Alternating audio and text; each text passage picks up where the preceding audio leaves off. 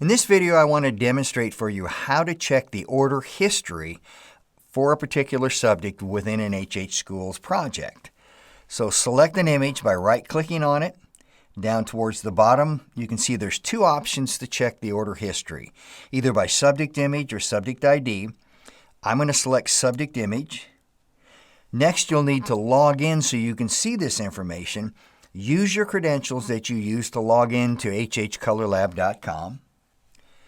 Once you're logged in, you'll see the entire history of all the orders that particular image that we selected has been included in.